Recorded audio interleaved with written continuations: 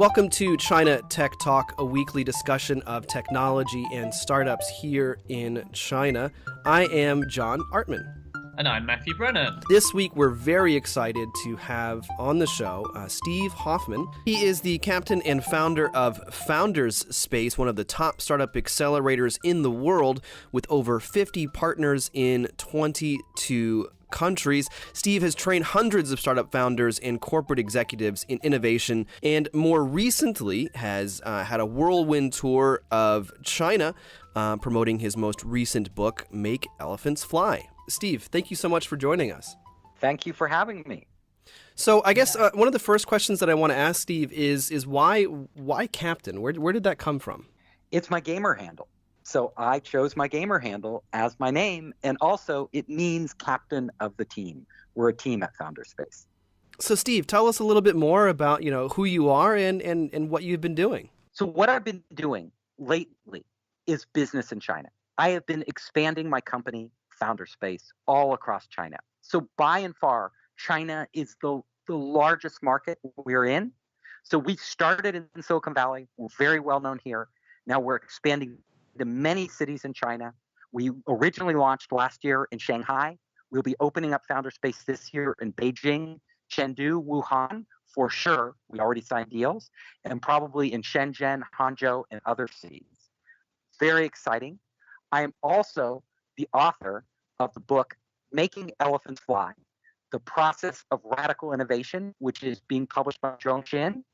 And I've been on a book tour. I was actually on a crazy 75-day book tour in China. So 75 days was a lot. I was all over China, all the major cities, talking to people. It was a fantastic experience. I got to meet so many new people, and the book is doing really well. It's a bestseller now. So I'm very happy to be in China. Yeah, I heard someone refer to it as your rock star tour. Oh my! It felt a little like that. China is fun.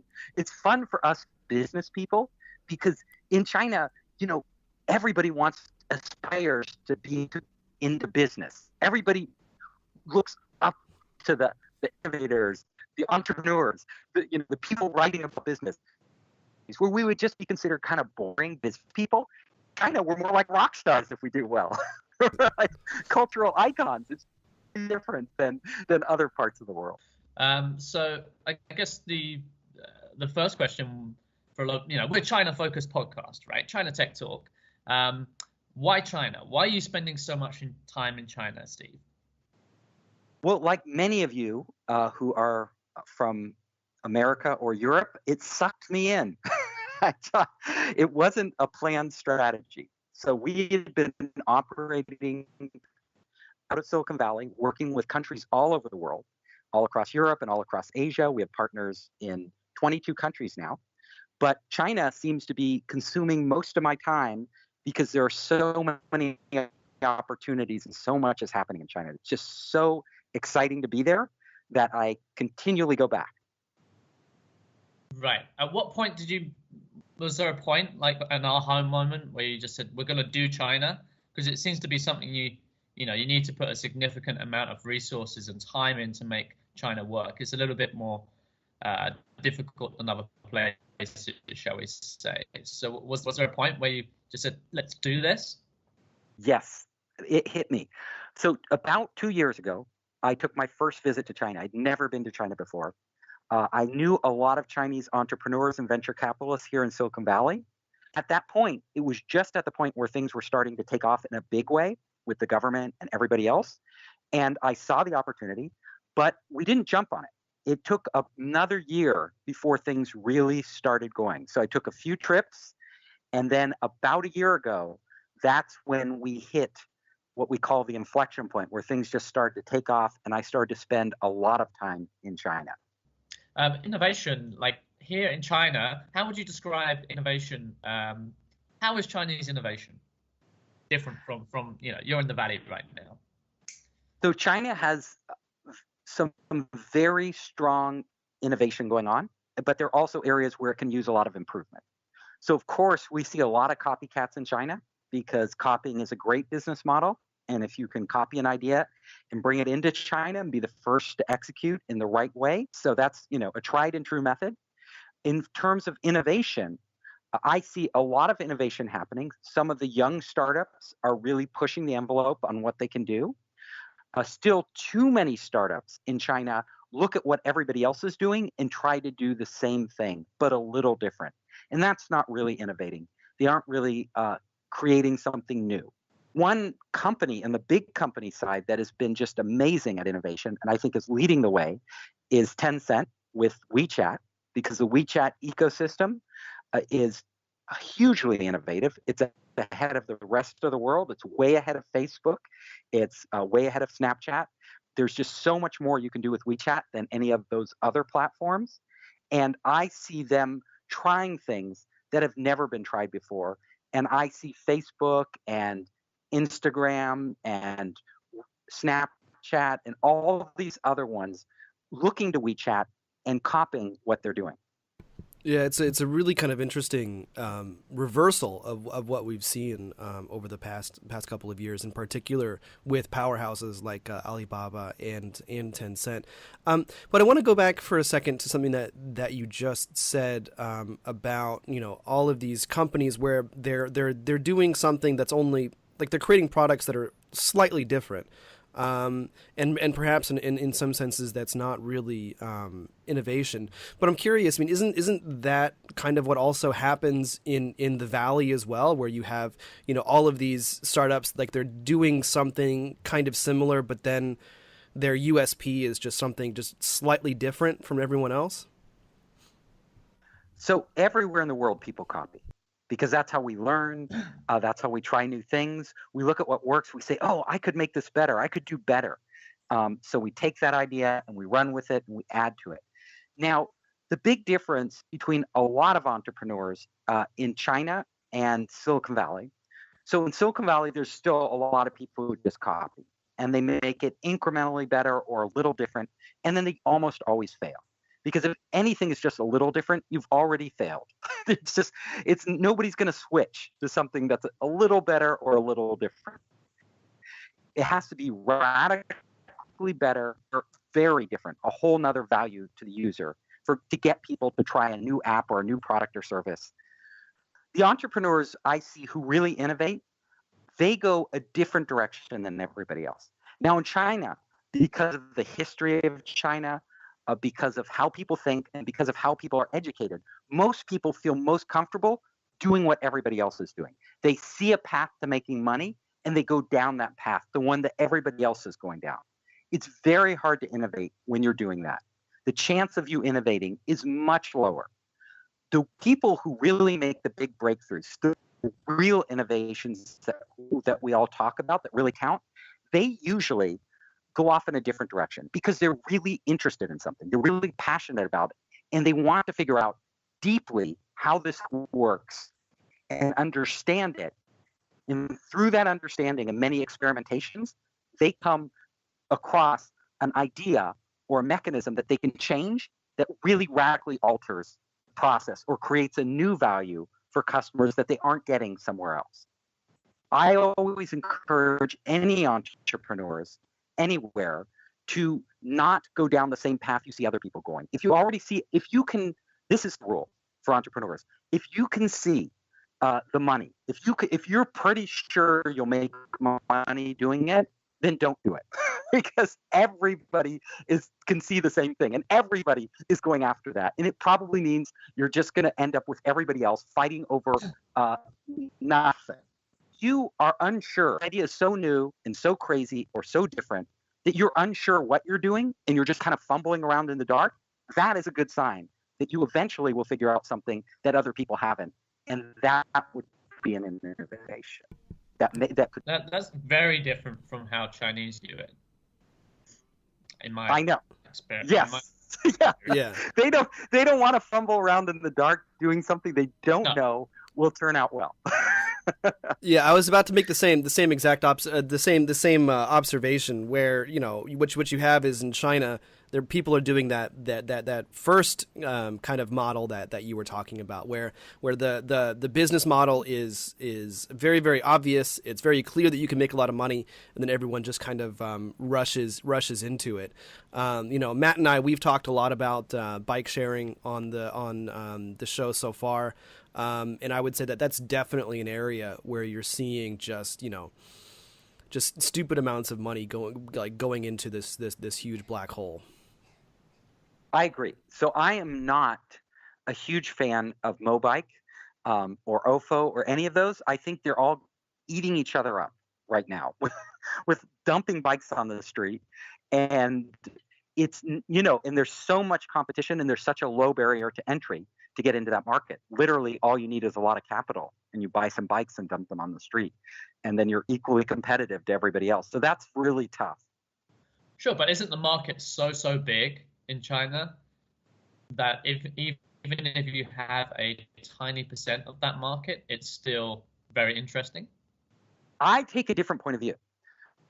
So I like to see, when I'm looking at companies that can dominate the market, keep everybody else out. That's the magic formula for making a lot of money. So there are two types of markets. One easily becomes commoditized, meaning everybody is offering essentially the same product or service, and all you can compete on is price.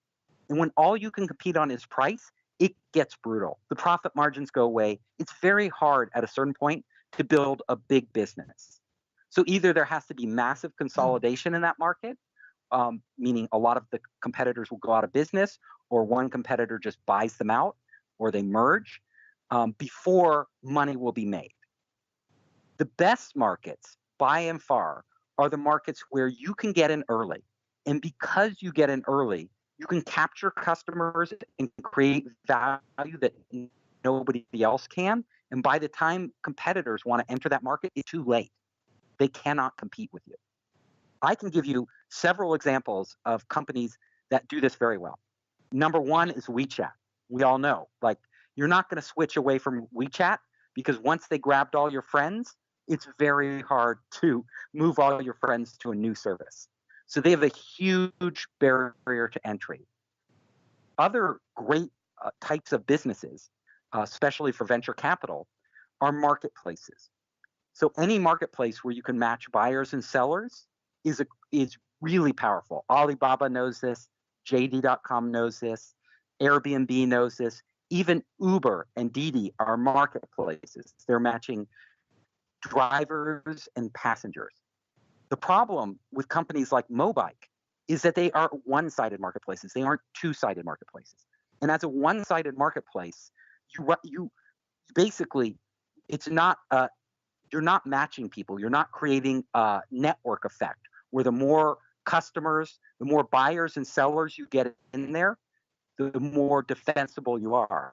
Because simply you're offering a product to the customer, and any competitor can come in like Ofo and offer essentially the same product to the customer and the same value. And at that point, all you can compete on is price.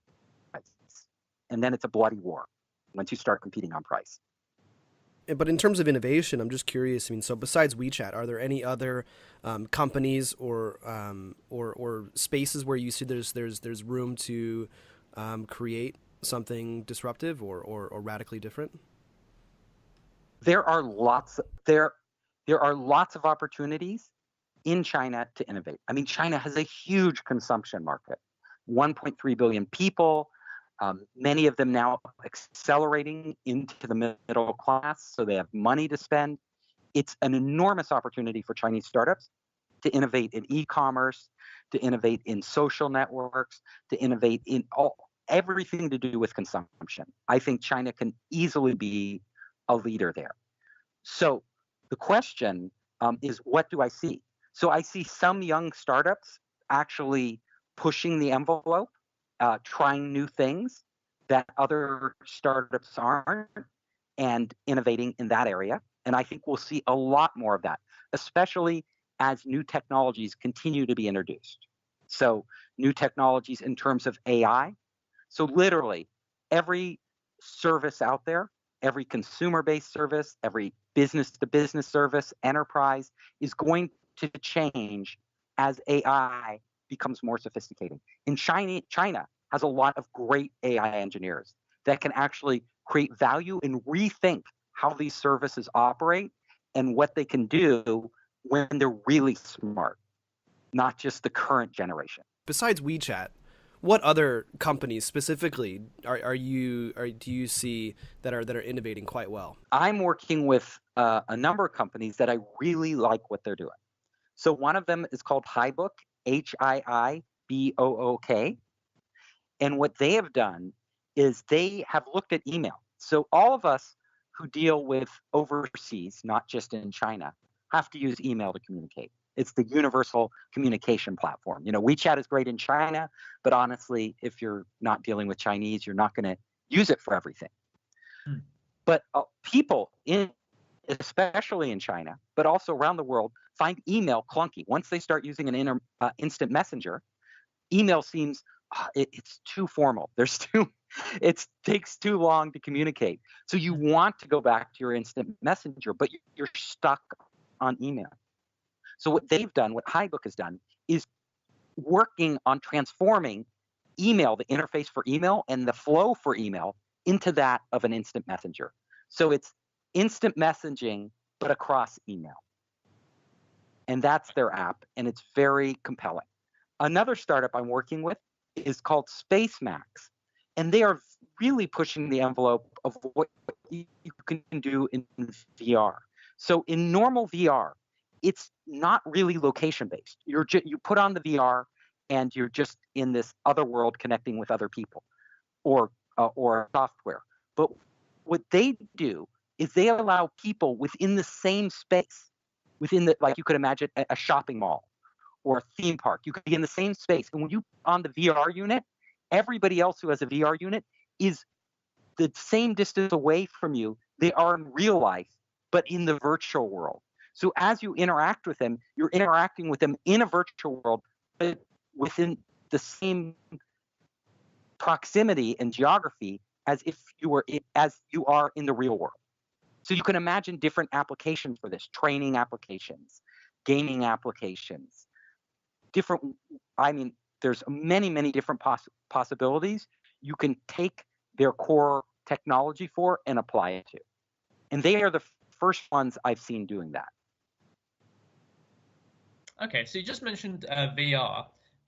What technologies are you seeing on the ground here, Steve? That's China is compared to the Valley. That China, you feel potentially that they might have an advantage in. So, in most cases, China does not have a technological advantage. In most cases, most of the really advanced technology is being developed outside of China, and then Chinese are importing that technology and using it to create new products and services for the Chinese market. There are areas where China can get ahead and take a leadership position.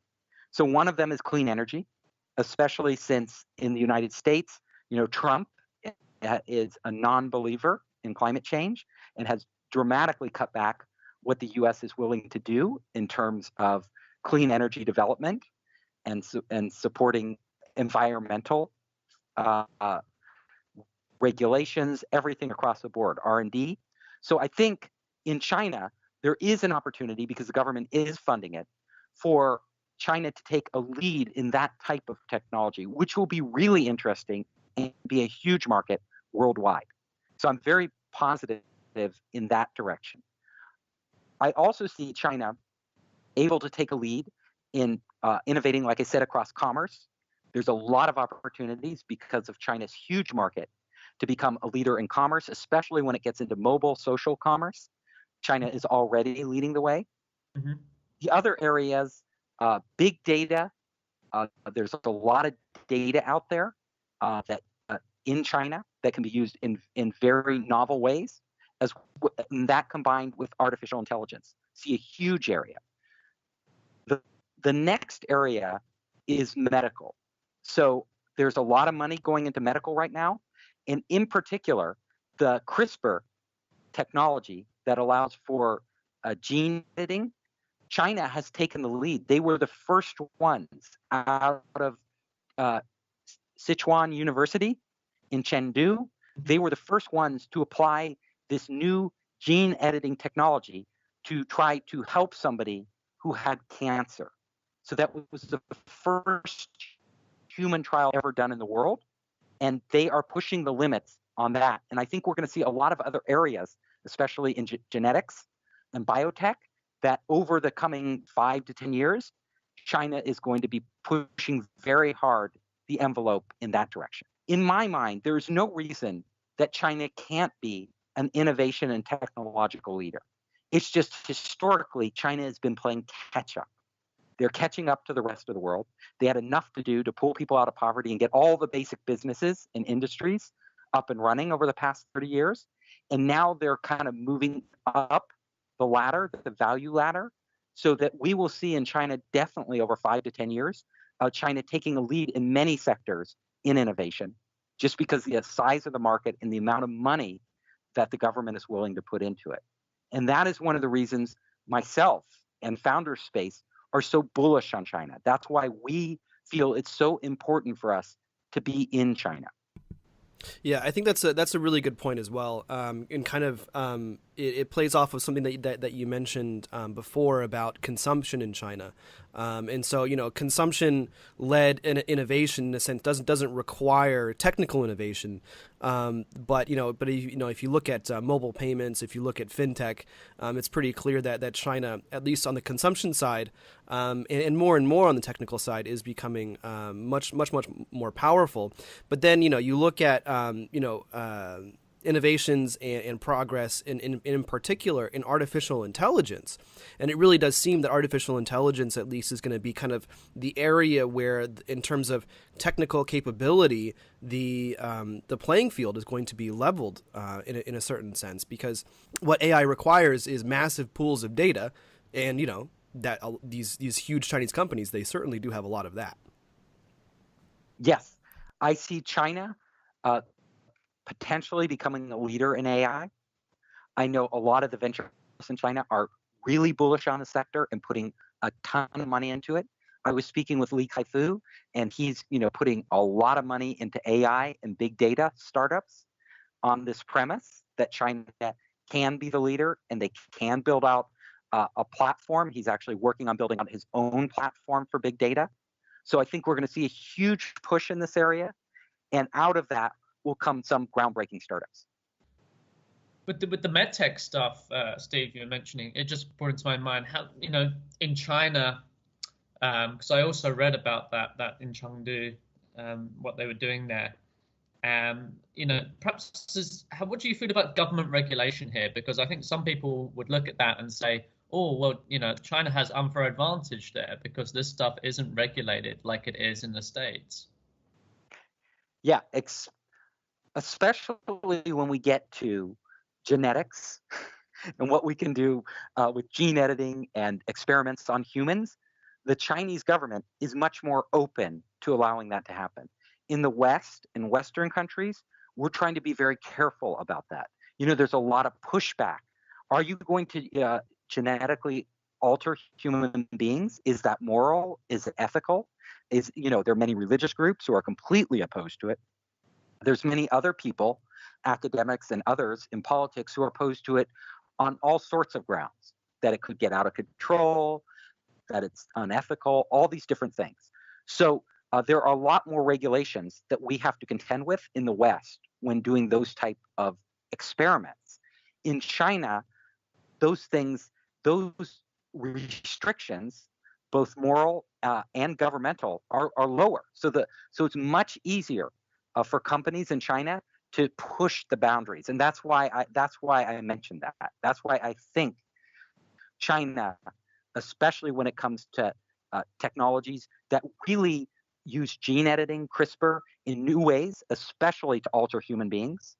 We can potentially alter human beings, curing cancer with those. We can make people smarter. We can make people stronger. We can make people potentially live longer.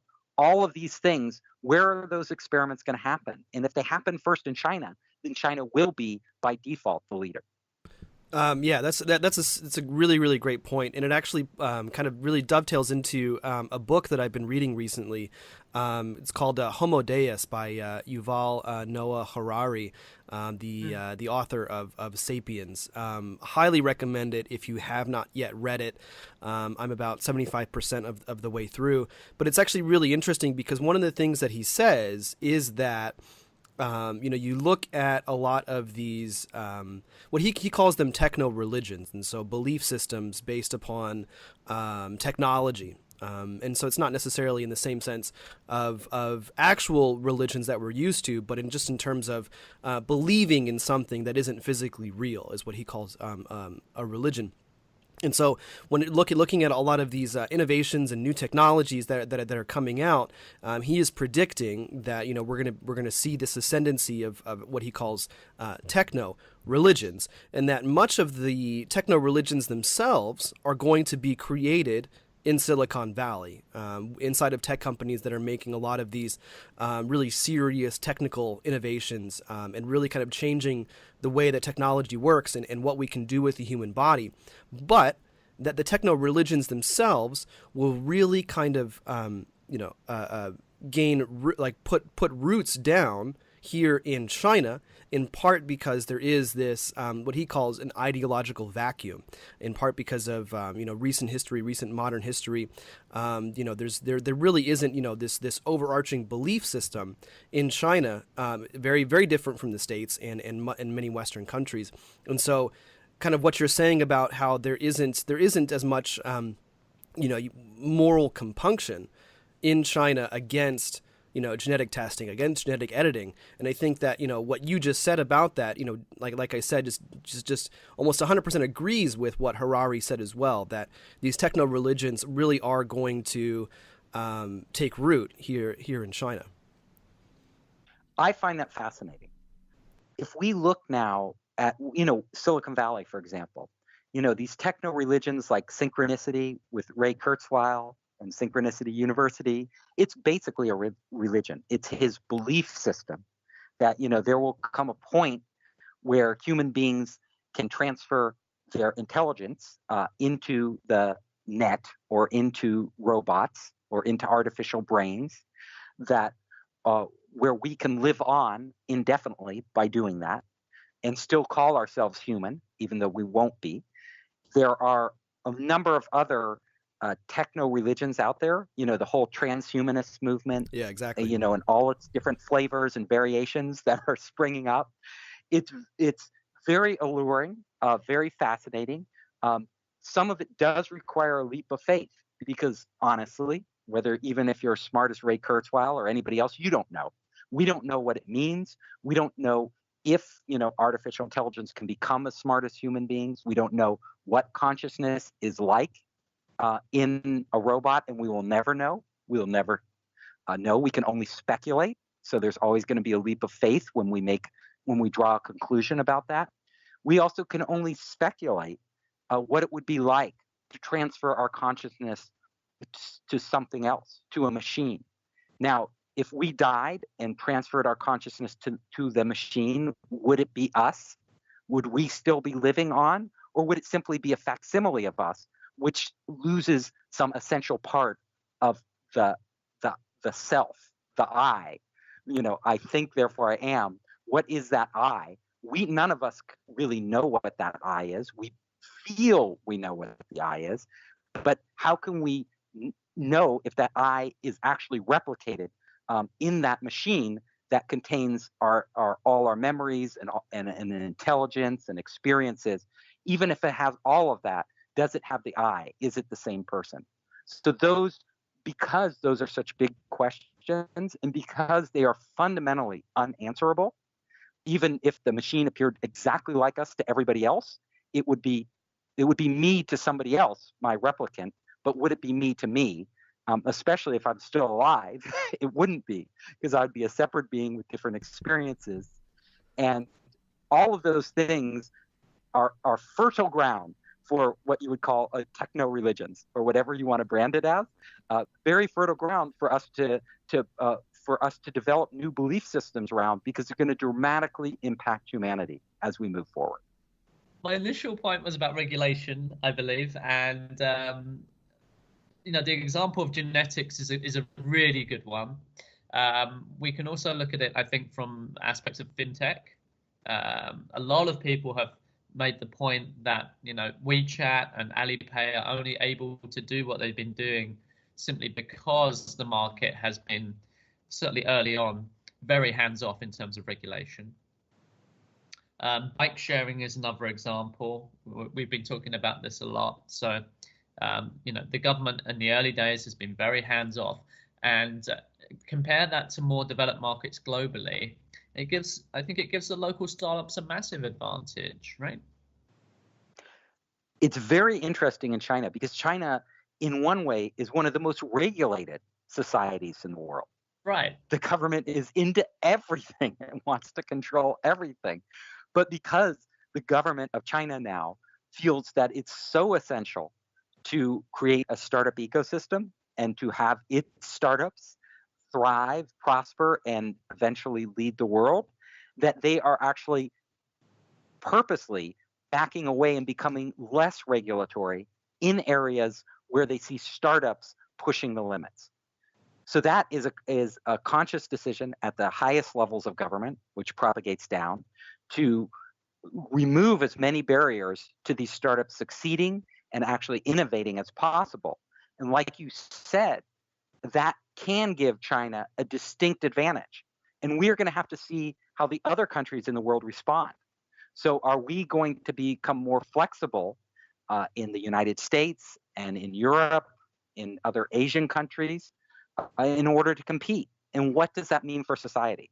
What does, especially when it comes to medical technology and things like that, those regulations are put in place for a reason, to safeguard people from medical companies experimenting on them and doing unethical things.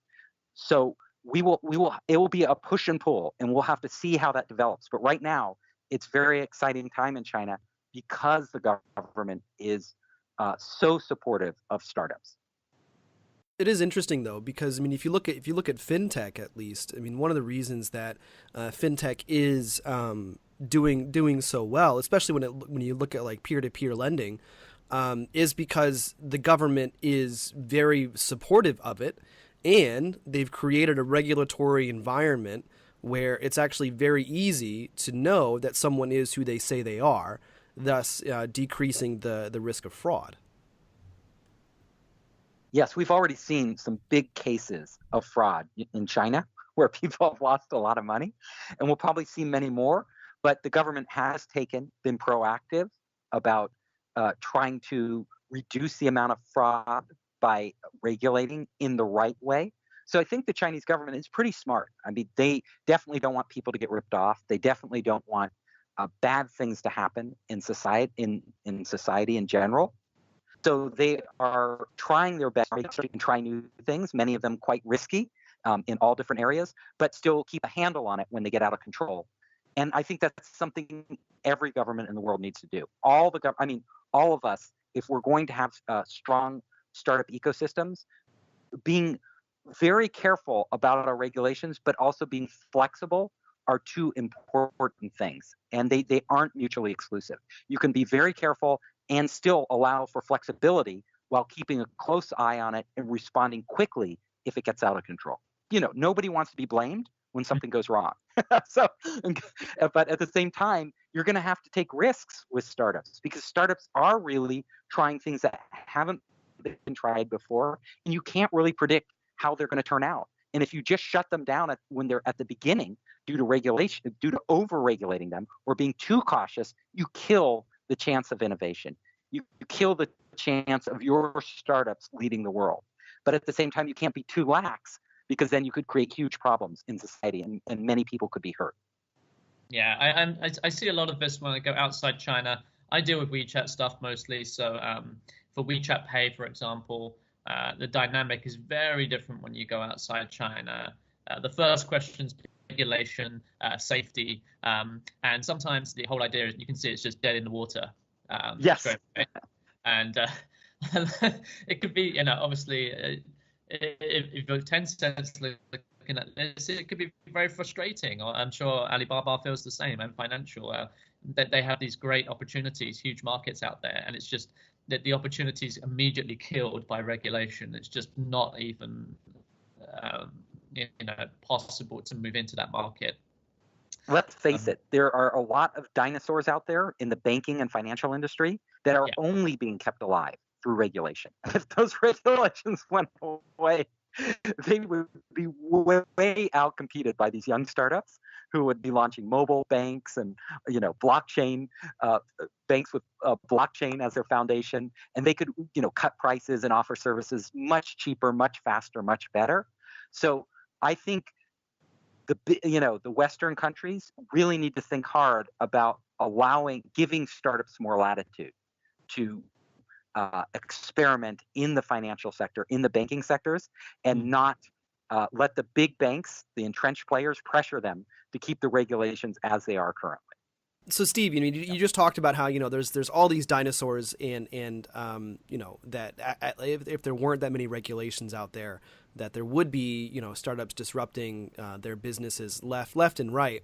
But looking at it from a corporate perspective, while the regulations are helpful in terms of protecting my market position a little bit, I still want to make sure that I'm doing the best that I can to make sure that I'm not being disrupted, that that my company is becoming more innovative and more agile, across the board.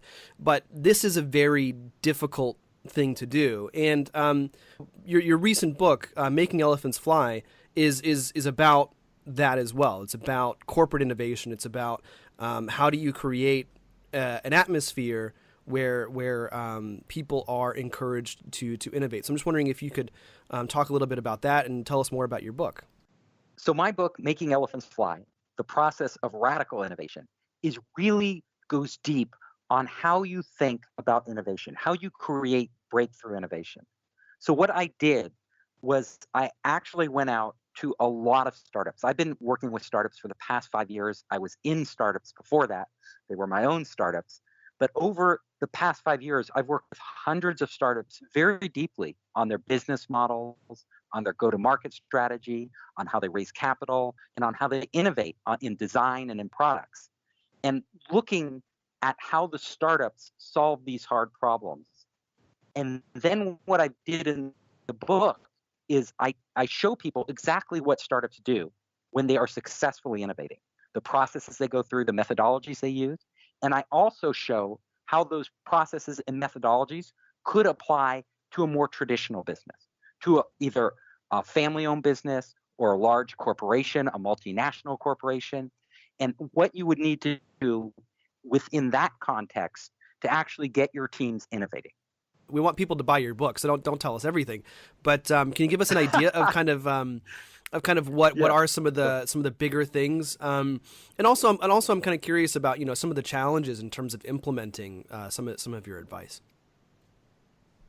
Okay, so a big question I get a lot from people who work in companies all over the world is how do we get our teams innovating? How do we get them? Pete, we're an older company. I try to innovate in this company, and I just can't. I can't make anything happen. So really, for a company to innovate, whether it's a startup or a large corporation, it has to start at the top. The CEO and the upper management have to say, we are willing to allow our employees to go off in other directions, to do experiments, and most importantly, to fail in the process of innovating.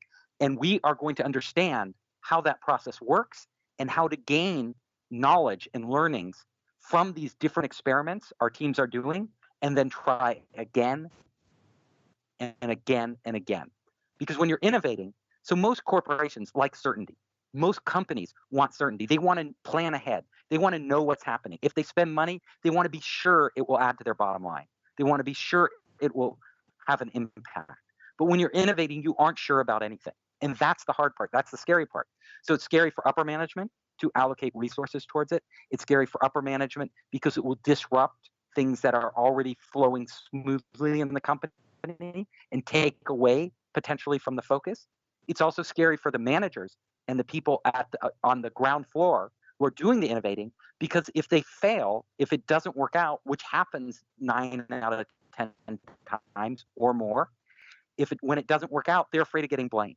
So they're afraid they'll be passed up for promotions, or worse, they'll be fired from the job. So the whole culture of a company needs to change around this. You need to understand what teams are going to do. You need to understand how to structure those teams in a way that is very similar to startups. So I'll give you some pointers now that I recommend. What I recommend is that if you want your team to innovate, don't have too big a team. So you don't want a team with 20 people or 30 people or 50 people trying to innovate. It becomes really hard. Now, Jeff Bezos, who is the CEO of Amazon, and Amazon is, I would say, the most innovative company, maybe outside of Google in the world. They're head to head for innovation. Amazon does amazing products. They've pioneered the whole Alexa and Echo voice controlled devices, and they're leading the way there. They did the whole cloud platform with AWS. They reinvented e-commerce.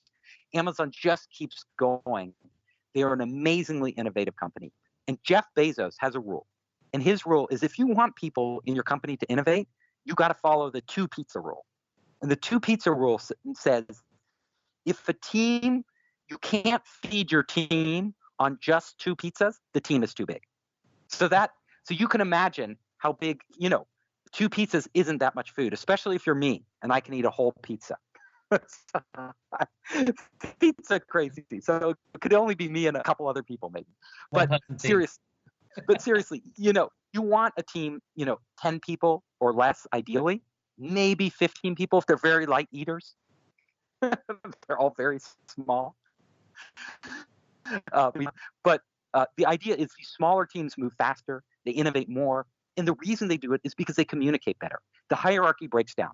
So first of all, when you get a large team with a lot of people, it naturally forms a hierarchy, because there's so many people. In order to communicate and make decisions, you have to have a boss, and then you have to have somebody under them managing them, and blah, blah, blah. And the bigger the team gets, the more vertical it gets. But what you want is a more horizontal structure for innovation, where everybody is everybody else's partner. There's more lateral communication. Everybody sharing ideas with everybody, each person there intimately. So it's not a formal relationship of you telling me what to do. It's me thinking about what needs to be done. And you get that type of culture and that type of environment. And then people really people are very experimental. People will come up with ideas. Most people just suppress them when they're on the job. They turn off the innovation spigot. The book about Ecuador talked about that concept of the 2 pizza teams. It was really, really. It's amazing. That's also really great. Yeah. Yeah, and Google is amazing at keeping its teams innovative too. They actually found that the number one thing that makes people that makes teams more productive, more innovative, moves faster. The number one thing was not how many smart people you have on the team, which is surprising, because Google used to think, oh, if we put the best people on these teams, they will outperform all the other teams. Well, that isn't true. The teams with the best people didn't necessarily outperform everybody. The teams that outperformed everybody, the communication within the team was key. People would communicate with each other within the team really well. And they also had one factor that they really spiked on, and that was trust. They not only communicated with each other, but they trusted their coworkers. They knew their coworkers wouldn't stab them in the back. They felt like they could speak openly, say anything to their coworkers. And they knew if they asked their coworkers to do something, the coworkers would follow through on it and get it done. Teams with that type of communication, they way outperformed everybody else, regardless of who was on the team. So that is a takeaway for any size company, whether you're a young startup that wants to innovate or whether you're a large multinational corporation. You need to create that sort of dynamic if your teams are really going to push the boundaries. Steve, yeah, I see echoes of that, of what you're describing there also in China. It's actually very similar for WeChat team. Their management is very horizontal, and also they have it's well known that their leader Alan Jung is he actually made a talk about it, about how he's like, he doesn't see he sees large teams as a very sort of bad direction for WeChat, even though they grow their team is well over 1,000 people now. He much prefers to work with small teams, and he was that's how they divide the units there into sort of like smaller groups that have very high and very high level of communication and work together in exactly the way you described. He is Alan Jung, he is a brilliant manager. He really understands design, and he really understands how to get people to think beyond what they would normally do in their position in a company. I have a huge for him and what he did. He's also very disciplined. Like, he instills in his team, that concept that the user, the customer, always comes first. In anything they add to WeChat, they don't just add stuff to WeChat. They think really carefully. What impact will this have on the customer? What for the user? How will this change their experience of our product? And will it change it in a way that makes our product less valuable to them? And even if that feature or whatever is something that the company as a whole would make more money on, or would get people to stay in WeChat longer, if he feels like that would in any way degrade the overall experience, then he just won't allow it. They won't do it, no matter how much money is at stake. And that is very unusual for a Chinese company. Let's face it. Most Chinese companies are like, how can we make more money? Put in more ads. Do this, do that, and he's saying the opposite of that. Yeah, and it's really interesting. I mean, Matt just recently did an interview with Tech in Asia, and one of the more interesting things that Matt said about WeChat is that it's gone in terms of user base. It's gone about as far as it can. I mean, like, it's huge. Pretty much everyone in China is already using it, and so now, like, the question is, how can they continue to innovate? How can they continue to make sure that WeChat stays sticky, or perhaps even gets stickier? And I think, Steve, what you're saying about their relentless focus on the customer experience, I think is absolutely spot on. I mean, Matt and I, we've talked about this before, but you look at every single aspect of WeChat. I mean, so there are some UI problems, I think. There are some UX problems, but at the end of the day, they're not big enough to make it actually less sticky. In fact, the introduction of the mini apps or mini programs is really only going to drive them forward into the future and get the people who younger generations who aren't on WeChat. In a lot of ways, they're going to grow up in a world where they're gonna look back and they're gonna say, well, I thought WeChat always existed. I thought everyone always used WeChat. It's true. So WeChat is like eating up people's lives. It's actually eating up the internet. It's like sucking the entire internet into WeChat, which is an amazing thing with these mini programs that they're launching. So you won't have to go to other apps. You won't have to go to websites. WeChat wants you to do all of that inside of WeChat. So all your interactions. I predict that someday there will be a WeChat phone.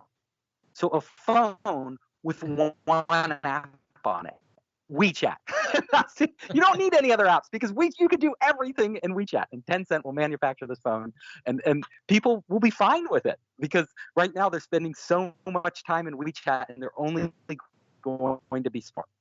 One interesting thing that Alan Zhang said that resonated with me is he's very careful not to have people spending too much time doing any one thing, like too much time just chatting or just on moments. And the reason he said this is because he doesn't want WeChat to actually negatively impact their life. He doesn't want them spending a disproportionate amount of time doing something in WeChat just because they could make somebody do that. He wants WeChat to actually improve your life, make the quality of your life better. So the direction that I see them taking WeChat is they're going to allow people to do more and more other things besides chat inside the WeChat framework. And that's going to be very interesting. They're already architecting it with the mini programs. There's going to be bots and AI and all these things layered into WeChat. And it'll be very interesting to see how those play out over time. I totally agree. I often compare the Tencent and the WeChat focus on the consumer with Amazon. There's a very, very clear comparison there in the way they're so user focused. They're so focused, religious about the user experience and the customer. Steve, so the book, my understanding, you wrote it, well, obviously you wrote it in English, but it's been published in Chinese first. My experience writing the book was really unusual. So most books get published in the US and they don't even get to China until much later. A lot of times after they're released in the US and maybe already a bestseller. But because I was so engaged in China, doing business, expanding Founder Space, and I had so many relationships there that as soon as I finished the manuscript, I just reached out to my friends on WeChat and said, hey, I've completed this book. Do you want to introduce me to some Chinese publishers? And I got introduced to the 6 top publishers in China, and they all jumped on the book, and it instantly got sold. And as you know, Chinese publishers move fast.